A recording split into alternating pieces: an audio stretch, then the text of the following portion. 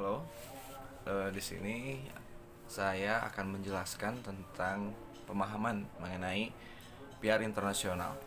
PR internasional merupakan upaya untuk membangun hubungan dengan negara lain yang biasanya dilakukan oleh instansi, perusahaan, ataupun pemerintah.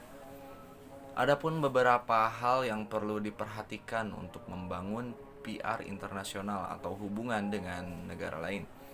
Di antaranya, yang pertama kita harus memperhatikan budaya, bahasa, agama, dan juga komunikasi kita dengan negara yang ingin kita tuju untuk membangun hubungan dengan negara tersebut.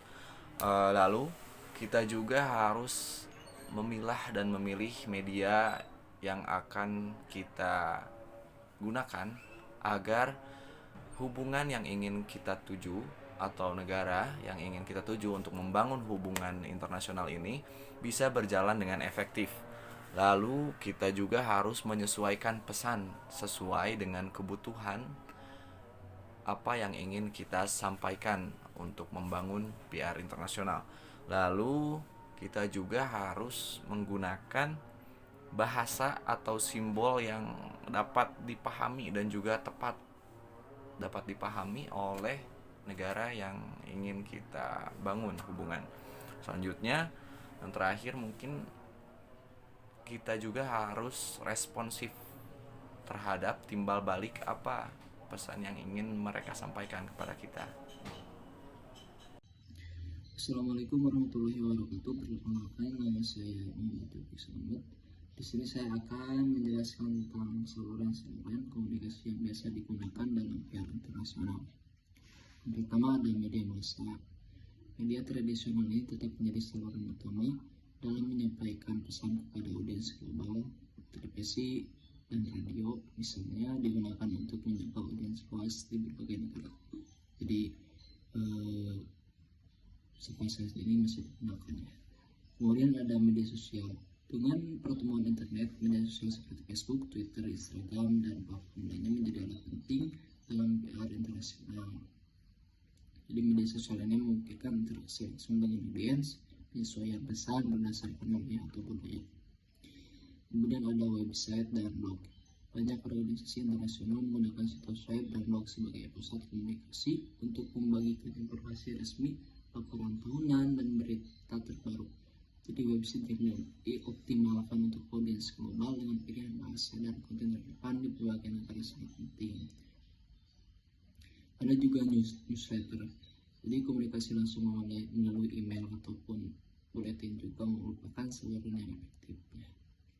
Ada event dan konferensi internasional. Mengadakan acara internasional seperti konferensi, seminar, atau lokakarya adalah PR penting untuk membangun hubungan dan memperkenalkan merek atau kebijakan kepada audiens global secara langsung.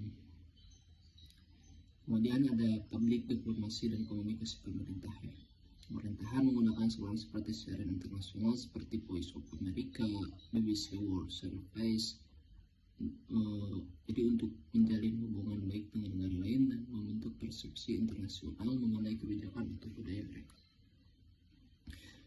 Dan yang terakhir ada influencer dan key opinions leader. Jadi ini bekerja dengan influencer global atau tokoh berpengaruh di media sosial. Komunikasi yang semakin populer ya, banyak digunakan ini. Mereka memiliki pengaruh besar dalam membentuk opini publik dan menjaga audiens lebih luas. Dengan saluran ini, PR internasional dapat mengolah citra dan reputasi di organisasi ataupun negara, serta mengatasi tantangan komunikasi lintas budaya di organisasi. Baik, sekian dari saya. Wassalamualaikum warahmatullahi wabarakatuh. Assalamualaikum warahmatullahi wabarakatuh. Perkenalkan, nama saya Safira Aulia Putri. Di sini saya akan menjelaskan mengenai materi propaganda komunikasi internasional. Propaganda bisa kita artikan sebagai bentuk menanamkan suatu ide atau gagasan tertentu dalam benak masyarakat yang luas. Jika kita berbicara konteks komunikasi internasional, maka subjek yang ada dalam propaganda ini adalah masyarakat dunia secara internasional pula. Komunikasi internasional dinilai bisa menjadi salah satu wadah untuk propaganda. Adapun tujuan dari propaganda ini biasanya yaitu sebagai penguatan atau perluasan dukungan dari negara lain. Ini juga bisa mempertajam atau mengubah sikap dan cara pandang terhadap suatu ide atau kebijakan-kebijakan tertentu. Tak heran bila kemudian komunikasi internasional dinilai bisa menjadi sarana yang cocok untuk melakukan propaganda ini. Bentuk-bentuk propaganda sendiri ada 8. Yang pertama ada asosiasi, yang kedua ada sanjungan, yang ketiga ada name calling, yang keempat ada euforia, yang kelima ada rasionalisasi, yang keenam ada penyederhanaan, yang ketujuh ada testimonial, dan yang kedelapan ada ikut-ikutan. Sekian pemaparan saya mengenai materi propaganda komunikasi internasional. Semoga bermanfaat. Oke, di sini saya akan menjelaskan tentang bentuk-bentuk propaganda. Ada 8. Yang pertama yaitu asosiasi. Merupakan contoh propaganda yang ada dalam komunikasi internasional. Ini memproyeksikan gagasan secara negatif ataupun positif. Dalam hal ini, komunikasi internasional bisa memaparkan mana yang baik dan mana yang kurang baik, sehingga mempengaruhi orang lain untuk mengikuti kebijakan tersebut atau tidaknya. Terus yang keduanya ada sanjungan, yaitu berlebihan terhadap suatu kebijakan bisa mendorong orang lain untuk merasa positif terhadap kebijakan tersebut. Terus yang ketiganya ada name calling ya.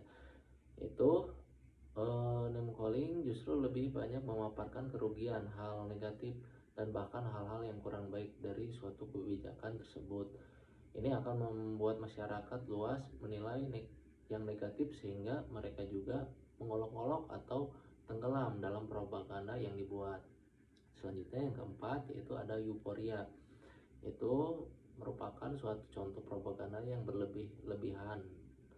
Akan ada banyak hal fasilitas yang disampaikan melalui propaganda ini, sehingga setiap proses yang ada menjadi seperti yang sangat menarik. Terus yang kelimanya rasionalisasi, yaitu mengajak masyarakat luas untuk berpikir secara logis terhadap suatu kebijakan itu. Terus yang keenamnya ada penyederhanaan, yaitu dalam propaganda contohnya yaitu memberikan sosialisasi tertentu dengan bahasa-bahasa sederhana yang mudah dipahami. Yang ketujuhnya yaitu ada testimonial, yaitu orang akan cenderung percaya ketika ada orang lain yang sudah membuktikan sendiri pengalaman mengenai sesuatu hal. Ini pula yang mencetuskan propaganda testimonial, di mana akan reputasi tertentu yang membuat orang mengikuti kebijakan komunikasi politik tersebut. Yang terakhir, yang kedelapan ada ikut-ikutan. Hampir sama ya dengan testimonial, karena adanya penyampaian mengenai pembuktian dari keberhasilan kebijakan, maka ada propaganda yang membuat orang ikut-ikutan untuk menyukai kebijakan tersebut. Tentu saja ini sangat mempengaruhi pada kehidupan internasional. Nah, sekian dari saya. Terima kasih. Perkenalkan, saya Rizky Fana Grandis. Di sini saya akan menjelaskan materi tentang internasionalisasi public relation. Internasionalisasi PR adalah upaya terencana untuk membangun hubungan dengan publik internasional. Tujuannya adalah untuk mencapai tujuan organisasi atau negara tanpa merugikan kepentingan publik internasional di negara sasaran. PR internasional dapat dilakukan oleh perusahaan, institusi, ataupun pemerintah. PR internasional memiliki peran penting dalam berbagai aspek kehidupan masyarakat internasional. Di antaranya seperti hubungan diplomasi, konferensi pers, ataupun event kebudayaan antar negara. Ada beberapa hal yang perlu diperhatikan dalam PR internasional. Yang pertama yaitu memahami budaya, norma, dan juga nilai-nilai yang ada di negara sasaran. Kemudian memilih media yang tepat untuk mencapai publik internasional. Kemudian menyampaikan pesan yang relevan dengan tujuan organisasi atau negara. Kemudian menggunakan bahasa dan simbol yang tepat. Dan yang terakhir yaitu harus responsif terhadap umpan balik dari publik internasional. Sekian penjelasan dari saya, terima kasih.